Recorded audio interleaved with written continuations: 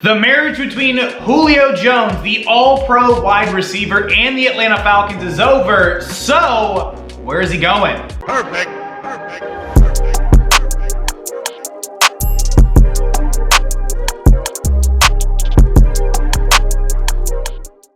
Before we get too far into things, subscribe to support the channel, and of course, get the bell on to know every single time I'm dropping a video. And with that, it's on to the content. So the Julio Jones news has been breaking left and right all week, and I just want to take a quick dive and look at this entire situation, as well as throw a little bit of a prediction as to where I think Julio Jones is going to be going, because spoiler alert, he ain't staying with the Falcons. To make things short and easy, the Atlanta Falcons are strapped for cash this year as well as next year, and they're willing to throw Julio Jones to the wayside via trade, try to get something back for him, because they just don't have the money really to afford paying anybody else on the roster. Julio Jones does not appear to want to take a pay cut to stay with the Atlanta Falcons. He wants to go somewhere he's going to be able to win right now. He's devoted his entire career up to this point to the Atlanta Falcons. He's going to end up being a Hall of Famer, the All-Pro Pro Bowler in the Atlanta Falcons organization, is trying to go somewhere that he could possibly win a Super Bowl. So with the deal the Atlanta Falcons are going to make after June 1st, because of contract details, the Atlanta Falcons are only going to be on the hook for $7.5 million of Julio Jones' contract this year, rather than $23.2 million this year, and next year only being on the hook for $15.5. That's a lot of money still, but way less they would still have to pay him in the grand scheme of things, and it's going to open up a lot of cap room for them to go out there and try to acquire some other talent to help bolster the roster, especially with the addition of Kyle Pitts this year in this year's NFL draft, the highest drafted tight end ever. Well, the Atlanta Falcons are like, we're just going to replace our all-starter Pro Bowl player in Julio Jones with this young gun out of Florida in Kyle Pitts. They've already got Calvin Ridley on the roster as well. So the Atlanta Falcons probably aren't going to slow down much on the offensive side of the football without Julio Jones. Now, look, that's a little bit of an oversimplification. Of course, things aren't going to be quite the same without Julio. Julio Jones is arguably the best wide receiver athletically in the NFL. So things are certainly going to look different. I'm not saying that Kyle Pitts is going to roll out there and instantly throw up 1,500 yards and over 100 catches, but the offense for the Falcons isn't going to drastically, like going from a top 10 offense to a bottom 5 offense. It's not going to be something like that. So the Atlanta Falcons are trying to move on from the veteran wide receiver. He's 32 years old, if I'm not mistaken. And, well, Julio Jones pretty much down for it. Asked for a trade months ago. And, of course, they couldn't trade him before the NFL draft. Couldn't trade him during the NFL draft because of that salary cap designation. So, with all that being said, where is Julio Jones going to end up? On a recent interview where Shannon Sharpe on Undisputed, also co-hosted by Skip Bayless, they called up Julio Jones, and he had this to say. Man, look, you want to go to the Cowboys, Julio? Or you want to stay in Atlanta? Oh, man, nah, I'm out of there, man. You out? He's out of there. Right now, I want to win. You ain't winning in Dallas, Julio. Man, listen, come on, man. You already know, I know. Okay. So look, he ain't going to the Dallas Cowboys. Sorry, Skip Bayless, and sorry, Cowboys Nation. It doesn't seem like he's going to end up in Dallas, but he does want to go somewhere he's going to win. So with all that fluff out of the way, let's start off with some of the predictions. I have 4 locations I think Julio Jones could very well end up at, starting things off with the San Francisco 49ers. I think the 49ers would make a ton of sense here. You're going to pair him up with the likes of George Kittle at tight end. You're going to pair him up with guys like Brandon Ayuk and Deebo Samuel, 2 very versatile wide receiver threats in their own right. And then, of course, it doesn't really matter who their quarterback's going to be this year, be it Trey Lance or Jimmy G. Very likely going to be Jimmy G. Look, Kyle Shanahan is leading the way for the San Francisco 49ers team, the San Francisco 49ers offense.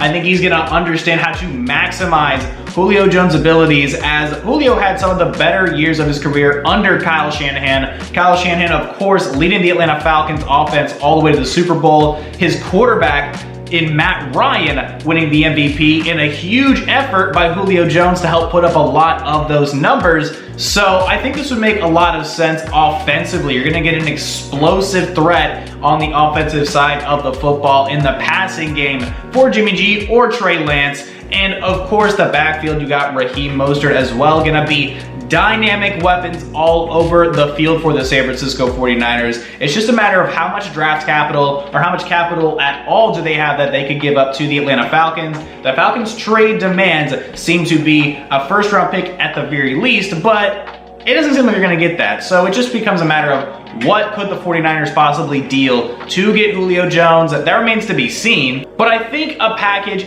with a trade for Julio Jones would just involve future picks, be it second round, third round picks, probably a collection of a few different picks from the San Francisco 49ers. DraftKings has the betting odds for the San Francisco 49ers in this Julio Jones parade, so to speak, at plus 800. The second team I wanted to spotlight are the Indianapolis Colts. The Indianapolis Colts have done a lot of work this offseason, maybe not so much on the player acquisition side beside quarterback Carson Wentz, but they've done a lot in an effort to retain a lot of the talent they already have on the roster. They have a ton of players like Darius Leonard and of course Quentin Nelson they're going to have to re-sign very shortly, retaining T.Y. Hilton also on the roster. So look, the Atlanta Falcons have a number of players the Indianapolis Colts may possibly want to give up. Guys like maybe Michael Pittman, last year's second-round pick, could be a nice one-for-one swap. You're getting a younger wide receiver with a high potential for a aged Pro Bowler, all-pro wide receiver that's going to open up the offense and help make the Indianapolis Colts, honestly, a Super Bowl contender, the play of Carson Wentz notwithstanding. So the Indianapolis Colts, in my opinion, are a strong candidate. They have a lot of draft capital. They have a lot of young talent, and they're going to be in some really interesting cap situations coming up. It's just a matter of how would they rework the Julio Jones contract. The likelihood of this deal, it's possible in my opinion. Is it the most likely? I'm not so sure, but I think the Indianapolis Colts are a team to consider. I feel like bringing in a guy like Julio Jones would definitely open up this offense under Frank Reich. I think Chris Ballard would be chomping at the bit to try to make something work with the Atlanta Falcons to bring in this level of talent at wide receiver. Again, making them an instant Super Bowl contender in the AFC. And honestly, I think it would just be really interesting football seeing Julio Jones in the AFC at all. And of course, the DraftKings betting odds as of right now, as of recording, are at plus 600 for the Indianapolis Colts to land Julio Jones. So the odds are a little bit better rather than the San Francisco 49ers landing him. But we got two more teams to talk about. The most likely team, according to DraftKings odds, are the New England Patriots at a plus 500 clip for Julio Jones to be dealt to. It seems like Bill Belichick is still in search for that number one wide receiver, as reports have come out that they've had internal discussions about bringing in Julio Jones via trade. I think the New England Patriots and the Atlanta Falcons have already set a lot of groundwork during the pre-draft process. Even then, the New England Patriots were trying to move up possibly to get quarterbacks and ended up getting Mac Jones at number 15 without even having to move. But this New England roster has considerably flipped year over year. Last year, this team was a 7-9 at best. Now with all the roster moves and the chemistry gets just right, that first month of football, that really feeling it out period, the New England Patriots could very well be something scary if the quarterback play of Cam Newton can elevate to the talent around him. Obviously, they've made a ton of roster moves on both sides of the football, but bringing in Julio Jones would absolutely diminish the weakest link for the New England Patriots, the wide receiver position. Even bringing in guys like Nelson Aguilar and Kendrick Bourne and having a guy like Jacoby Myers on the roster, the loss of Julian Edelman in that wide receiver room, that leadership role, is going to be, well, very, very, very evident, honestly. So the New England Patriots, could they use Julio Jones?